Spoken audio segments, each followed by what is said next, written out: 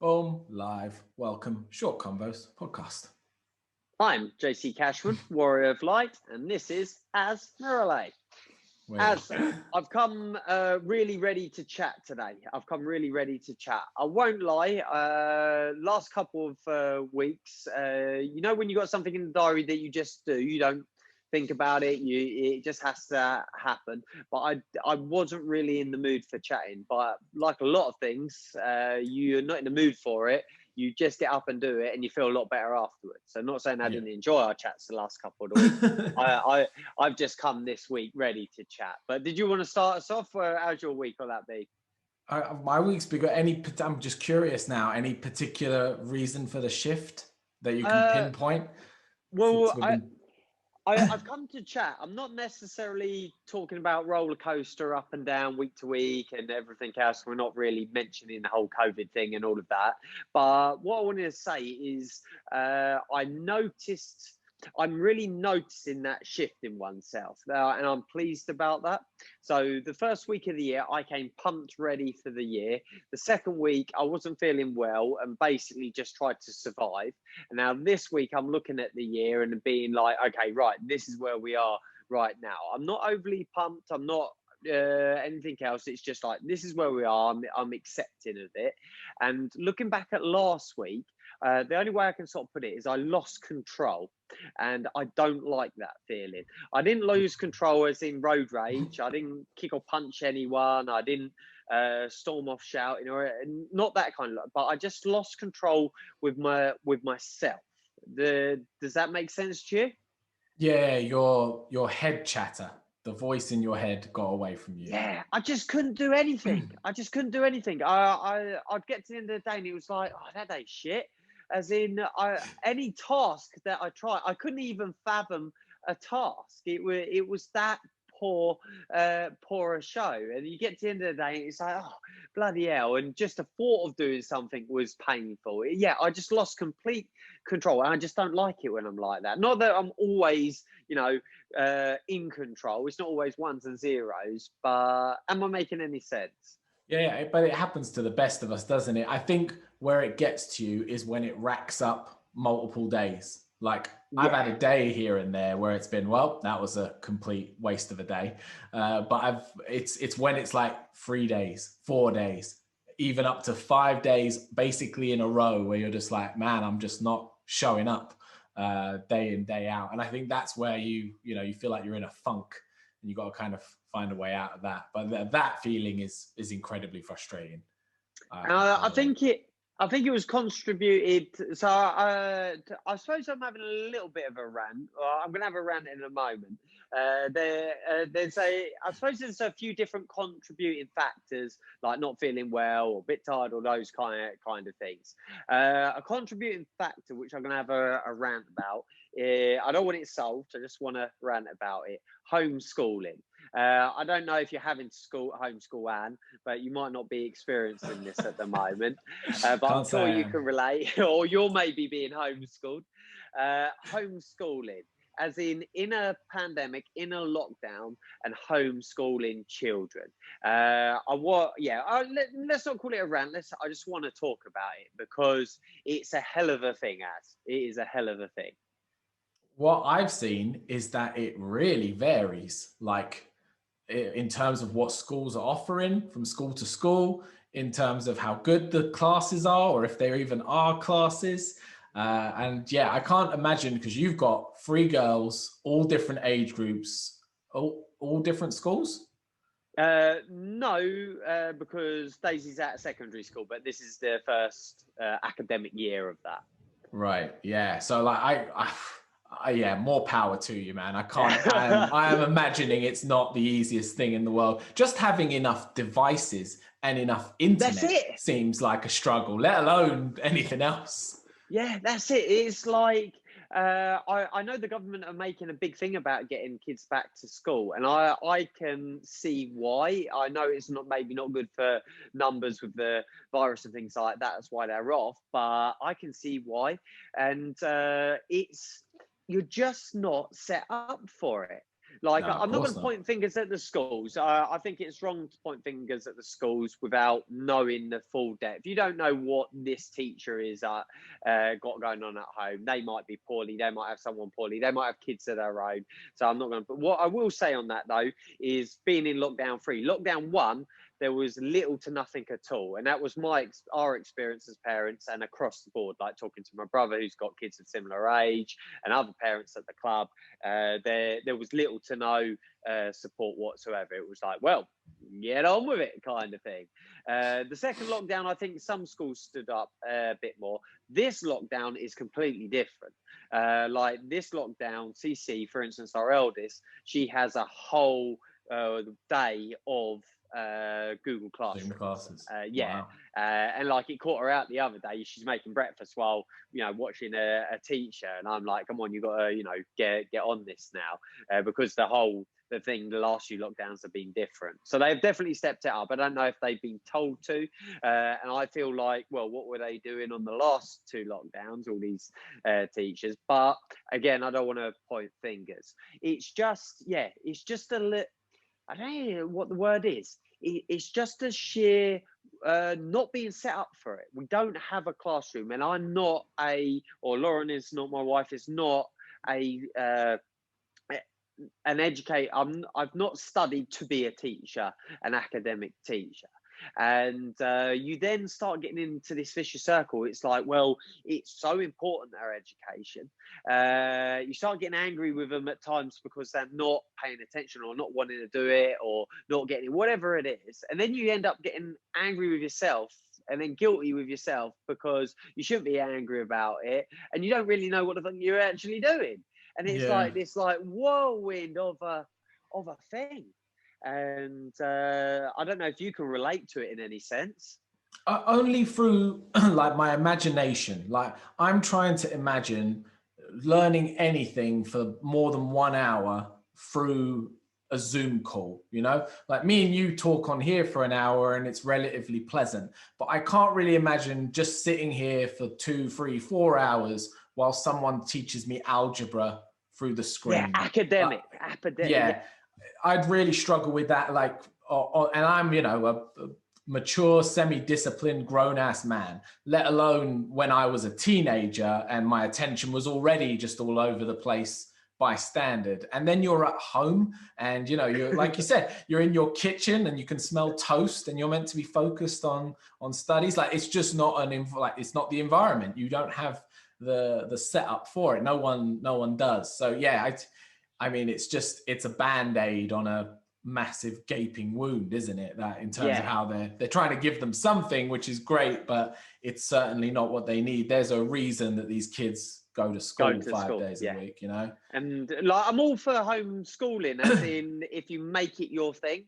But those, the club who homeschool, some of the kids that come train with us, they have a setup. They actually have a classroom. They have, mum and dad have created a timetable for it. So we've done that now. We've said, okay, this is time that you're going to start school where they've got these Zoom classes anyway.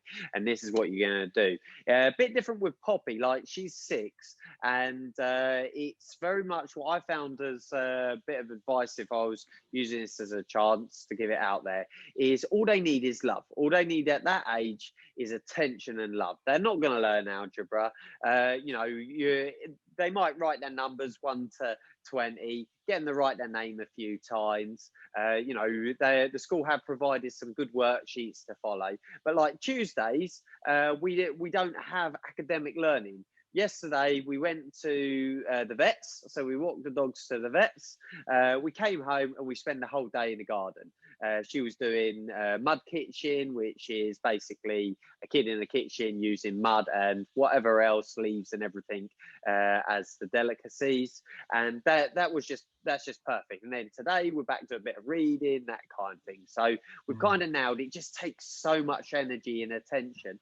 I think what also is the factor is you're not prepared, as in your daily routine isn't that. While you're doing that, you're not cleaning, you're not washing, it's like it requires so much attention. And then Daisy, who's year like 7 of the secondary school, like we get to a point and she's like, basically, I can't be asked today. I don't want to do it. And you're looking at this stuff, and it's like, you know, adverts of the Victorian century, plague and death, and it's like, really, mate? I don't want to be doing this right now either. I don't even want to be helping you on this kind of Doing stuff. this. And it's just such a challenge. But then, you know, she gets into a rhythm and she gets it done. She has the classes as well and everything else. So yeah, ran over. That's on me and homeschooling. Well, I'll ask one question just to wrap it. Would you say, and I guess this is hard to know because you weren't at school with them for the other years, but would you say this year their education has been compromised? No, and this is Far? this is something that I've thought about as well. And I've spoken to a few people, and I shared a good quote. It was someone had posted it. I shared a good post the other day, and this lady had said she missed 4 years of school in Bosnia because of the war there. So she didn't go to school for 4 years because they were blowing each other up. And now she's got a PhD in medicine, and she's got a very good job in the city and everything else. And she said that even though she missed all those years of education, all she needed was that care and that love, and then it was fine. You know, she moved on. So I don't think, I think if you're locked in a room and you don't see daylight, and you know, you're basically feral, I think you're gonna probably have difficulties. But I don't think it will have any. Well, it'd be interesting to see any lasting effects. I guess so, because they're still doing exams, etc., right? Like No, this year, I imagine. no, they're not now. No, they're So, not. Cece's year have been told she's year 11. So, GCSE years or whatever they call it now have been told they're not going to sit the exams. So it's going to be done on not this algorithm, but something else. And to me, that does seem fair because the exams are so set up for all of the work that you've done, as in you basically go to school for those exams, don't you? It's just prep for that. And if you don't prep for those exams, you don't know the code, you don't know the. I think that's fair, and I think that, you know, the teachers are going to judge it, and however they do it, I think is better than doing an exam.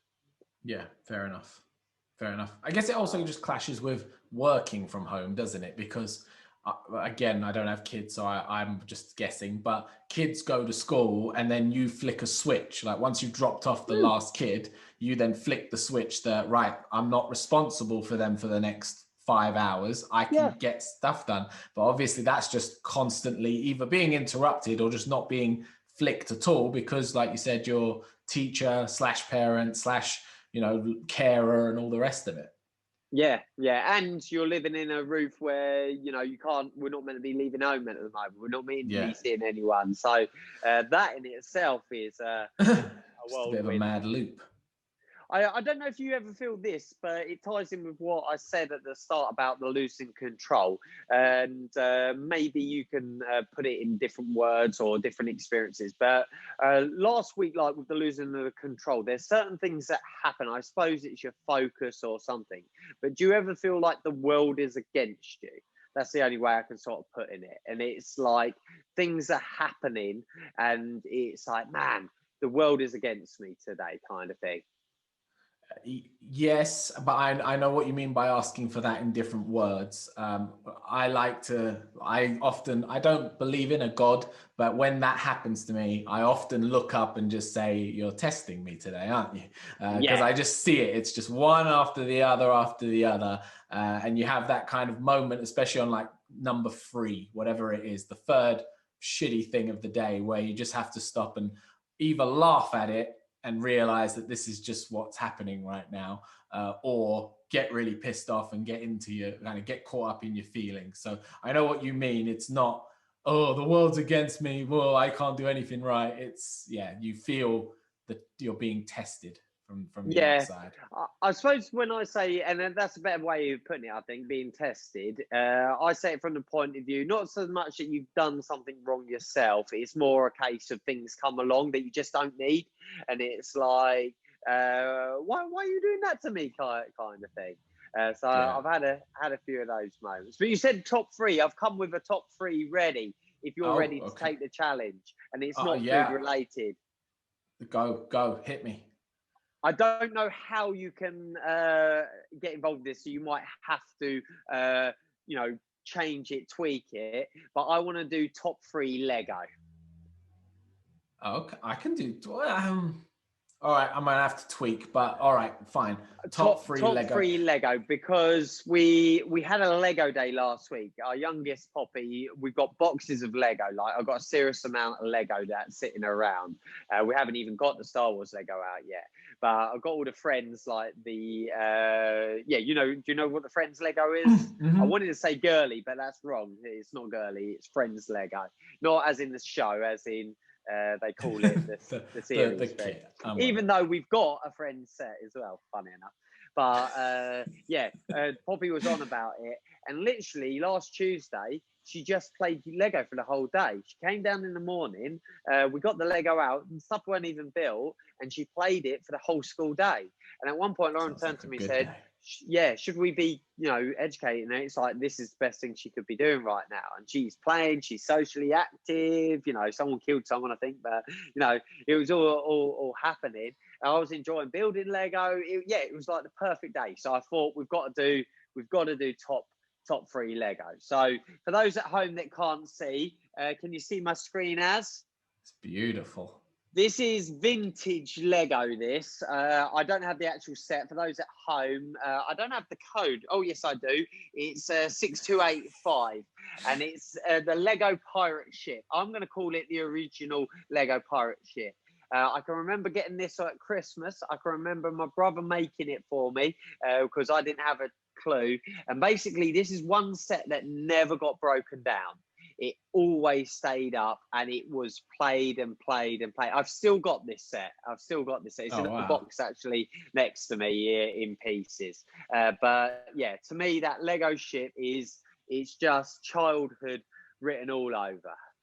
I love it. So are we going to go 1 for 1, or are we doing all 3? Yeah, go for one for one. So just background for everyone listening, I have not had Lego sets growing up or as an adult. That's why I thought I'd ask this. This is why I thought I'd ask this. But I can still play along, because as a kid, my only Lego that I can recollect is I just had the big yellow box. So it was just a massive bucket. It had the lid that looked like a Lego piece, and it was just squares, cubes, triangles, etc. Just Legos.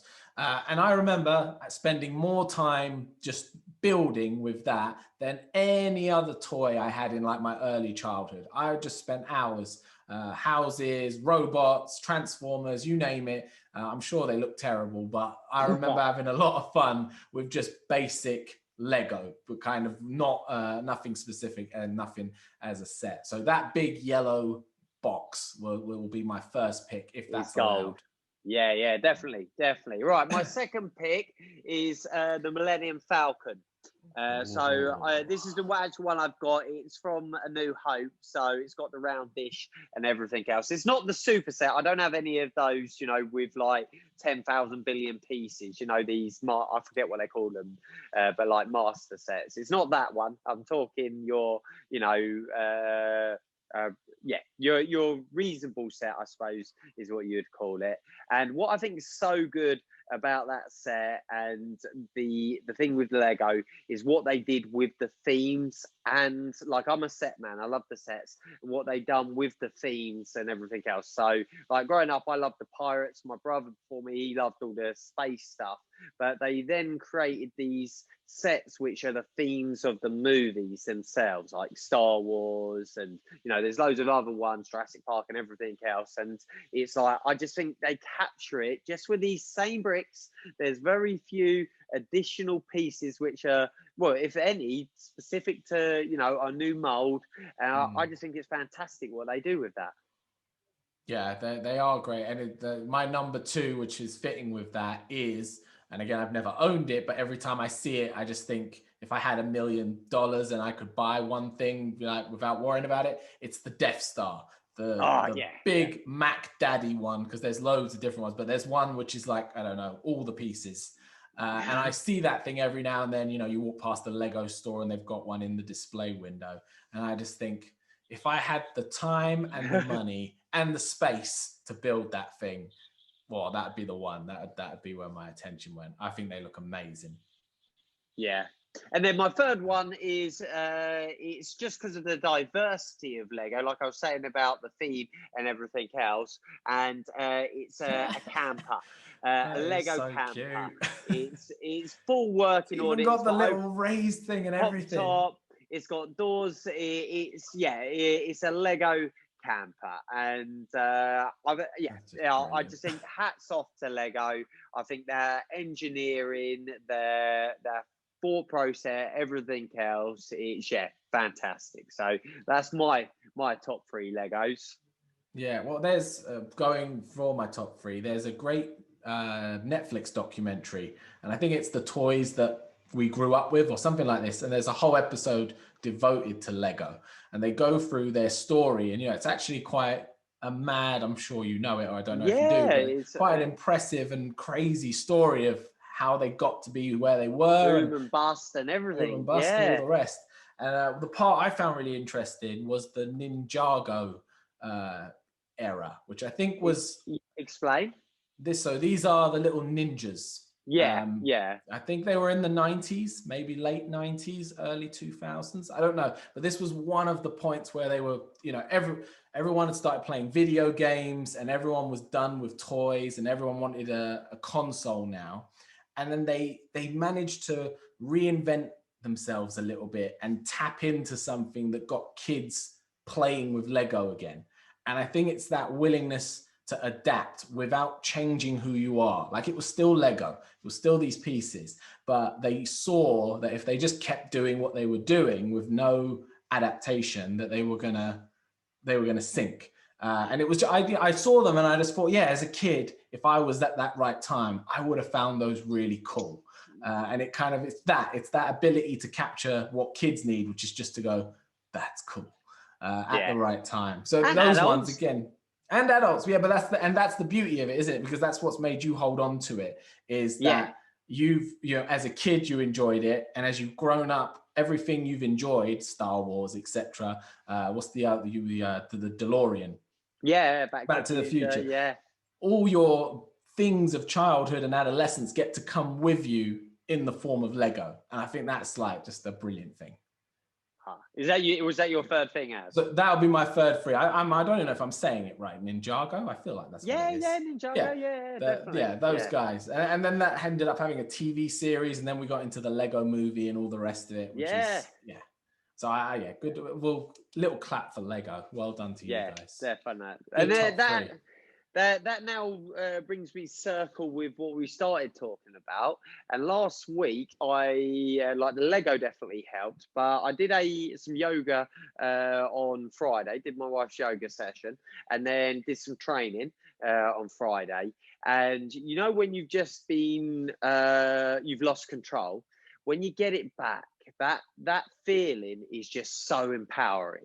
And like right now, I feel empowered just from our conversation about Lego, and I love that empowering. So I suppose maybe you got to lose control to find it, and all of that balance and everything else. But I then love that empowering again. Yeah, being back on the path. Yeah, I like that. Well, I've got a food topic. If you didn't have one, no, go for it. All right. I don't know if it's a food topic, but I'm going to count it. Anything in your lifetime that you've eaten that you were not meant to eat, was not edible, that somehow got digested, or you thought it was edible and then ended up not being something you could eat and had a bad experience, without us obviously getting into too much gruesome detail. Yeah, well, tell me about it. I'm gonna have to think on this, otherwise we're gonna have a bit of a delayed pod. Take your time, because I don't know what was wrong with me as a child, but I had a real problem with eating things that should not have been eaten. And the one that came to mind, that I just, I don't remember much of my childhood. A lot of it hasn't stuck, but there's a few little clips in my mind that stuck. And most of them are of stuff where my mum was like, what have you put in your mouth? What is that? Why are you eating it? So here's one. I somehow got hold of a magazine and I was flicking through this magazine, and it had a sample for shampoo, which is like, a little, it looks like a mayo packet that you'd get at like Burger King or something. And not knowing, I just remember really clearly going, nice, opening it, tropical, and it went like, I'm going to assume herbal essences. That's going to be my guess. And I remember burping bubbles. I remember sitting there and making bubbles and then feeling really sick and vomiting up a foam and vomit because it mixed with the acid in my stomach and made a right mess. That's brilliant. And I've got a handful of those where I'm just like, I don't Tell know what was wrong with me. Tell me more then. All right. I want to know, because I'm actually crying, when you laugh. Tears, so tell me more. Here's a great one. This was probably TMI in terms of information. I was really young, and it was my first trip to Cyprus, and I got left with my grandparents. My grandparents on my dad's side are real village people. So they just believe you leave the kid to be, and if it dies, it was weak and don't worry about it. You've got 5 more spares. So they weren't hands-on in terms of taking care of us. And somehow I decided to swallow a battery. This battery was they're for like motion detectors. So they're like half the size of a AA. And for whatever reason, again, I must have looked at it and thought, it's basically chocolate. It's practically a sweet. And I ate it. And then my sister grassed me up. She told my grandpa, she was like, he swallowed a battery. It went down all right. Did you have to like take some milk with it or juice or something? I only remember being on a bed and just going, whoop, and it just went. You didn't even chew. Didn't even chew. It just went. I guess I thought it was a gobstopper or something. I have no idea what was going on. Swallowed this battery. So now my grandparents, they're on it, but they're not like, oh, we better get him to hospital to get his stomach pumped. My grandma is holding me open whilst my granddad is sticking 2 fingers down my throat, trying to make me vomit. Doesn't happen. So then I'm sat on the toilet and I'm told I can't get off until I've passed it. And I sat on the toilet for 2 hours, and then he came by periodically with a stick and probed to check. But I apparently passed it one way or the other, either this way or that way. It came out. Well, I'm not even going to say anything, Kaz, because I can't top that. And I know, in all honesty, in living memory, as in it must have been before I can remember, or I cannot recall consuming something I shouldn't have, or that was not. None of the kids have done it. You've had 3 kids. No, I don't know. I knew I was weird. I've had other people tell me similar, where they've had a child swallow a battery, like a watch battery. I'm not talking a full-on half a AA, like a watch battery. And they went through 3 days of cutting up poo to find it, to realise that the kid never swallowed it in the first place. They were playing a prank on them. Cece had a thing about putting stuff up her nose when she was a kid. So, like those little polystyrene balls? Yeah. We had a couple of visits to hospital because she put a few of those up her nose, or at the beach, little pebbles up her nose. Where we managed to get her to blow them out in most occasions, but it's like, you're not going to be putting that up your nose. But I'm not maybe I'm not paying that much attention, but who knows? No. One of my party tricks is I can fit a 50p up one of my nostrils. Okay, we're going to see that at some point then. Not this week because I don't have any coins, but I will happily do this on podcast for you next week if I remember. So remind me. I don't know if I could do a £2 coin. Is that bigger than a 50p? I think you should bring both. And the biggest coin I can find, and I'm going to try and vertically mount it in my nose. Okay, yep. And we talk about everything on Short Convos. This actually kind of ties in with what I thought. There's no way this ties in with anything you have to say. It does actually, in some weird and wonderful way. And it came to me while we were in the garden yesterday, when we were doing homeschooling in the garden. So Poppy's on her mud kitchen. I've helped her, sort it out, get it ready, everything. It's raining, it's wet, it's everything else, but we're just outside just enjoying being outside. Dogs are running around, getting filthy muddy and everything else. And I'm making some bonsai pots. So I worked out to pot all of my bonsais is going to cost me far more money than I'm ever likely to have hands on at any time soon. So majority of my bonsais are in training pots. So I had a couple of things delivered on pallets during the last lockdown. For instance, the new engine for the camper arrived on a pallet.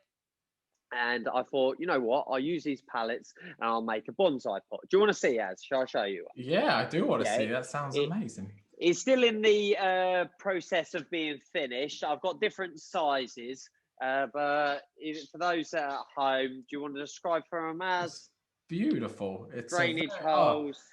People would charge big money for like this rustic at-home made bonsai pot. I love it. Yeah, so I'm going to sand them down. I'm going to make them look pretty and paint them so that they weather and everything else. But there I am. And like, I wasn't going to go out. That was the last one I made. And it was using the last bits of timber. And I wasn't going to go out and get another bit of timber. I thought, out of principle, I'll make it out of just this pallet, what I got. So I had to stick two lengths together overnight with glue to make it long enough to face the base. And then the bases wouldn't fit, so I had to cut one. So I was doing a little bit of carpentry. Here in the garden, I'm cutting it, and it's like, you know what? This is such an insignificant task in the whole scheme of things, in the whole scheme of everywhere and everything. This is such an insignificant task. You know, I could be doing things with my time right now that are far more productive, as in they're going to lead to making money or just better use of your time and everything else. But in that moment, with the rain coming down, with my daughter playing in the mud kitchen, with the dogs running around, I didn't want to be doing anything else but jigsaw cutting this bit of wood to try and make it fit in a box that I was making. And the moral of the story I'm getting to, it then made me start to think, is not every single task insignificant? As in, if the further you get out, like let's say for instance, and hear me out, it's going to probably come across wrong to start with, but if you cured cancer, like if you take a real zoom out and think of our planet in the universe, let alone our solar system, that then is an insignificant task, isn't it, in the real scheme of size of things? So then that's when, well, I'm standing in the rain, I have is it an epiphany or whatever the word is? And I think it then makes every single task we ever do so significant, because without every single insignificant task, we wouldn't have everything. Am I right, or have I completely lost the plot here? No, I think you're right. I think we get to choose what's significant. So people can look at anything they want and tell you that's a waste of time, that's a waste of energy, that's a waste of money. But at the end of the day, it's on us. It falls on each individual to decide what is important and what is significant. And I think we are often lied to and tried to be sold what we should think is significant and what is important. And I think moments like that are what we all need to try to find more often, where you could, a lot of people could turn to that and go, you are wasting your life. And you could turn back to them and just say, I don't care. Like, if this is wasting my life, then I'm You cool know what? with it. Right now is my thing. So I've been at dojo today getting a load of admin stuff done, you know, personal stuff done, everything else. I've come home, set up for a Zoom class, ding ding on the bell. Do you know what okay, I'm going to have 20 minutes downtime. You know what that is right now? I'm finding Lego pieces. So we've got that big yellow box like you got, full of Lego. I've got the instructions, and at the back of the instructions, it lists all the pieces you need.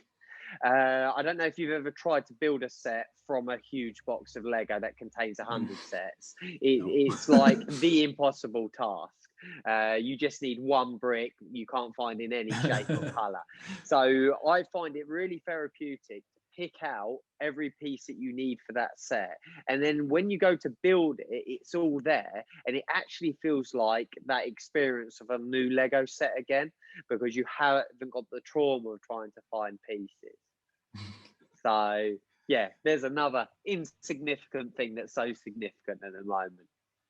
I love it. I think it's great. Jay, we just need a quote and we've wrapped this up beautifully. Yeah. Well, I think I've got a mantra today, and I thought we could pick up next week with a bit of conversation on that. And yeah, I've already made a couple of notes on that.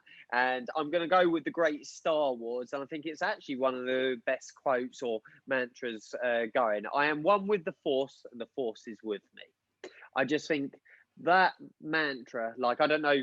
Well, we'll save it for next time. I don't know if you've got any experience with mantras or affirmations or whatever you want to call them. So we can pick up on that next time.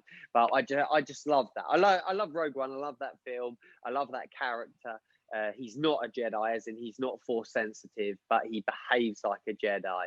And almost at the end, without giving away if someone hasn't seen it, that mantra makes him have Force-like powers, doesn't he? Yeah, I just like that. I am one with the Force, and the Force is with me. Yeah, great one. My one kind of really goes with what we were saying today. I shared this on our Warrior Instagram for my martial arts school. And it's: one tree can make 1,000 matches, but one match can burn 1,000 trees. The moral: one negative thought can destroy 1,000 positive ones. Yeah, I did like that. And I did think of a lot of matches going up in flames as well. It was like, wicked, dude. I really enjoyed that conversation, like I do at the end of every convo. But I came in very, very pumped for it today as well. So thank you very much. Pleasure, and thank you to everyone listening. We will see you all next time. Peace out. Peace.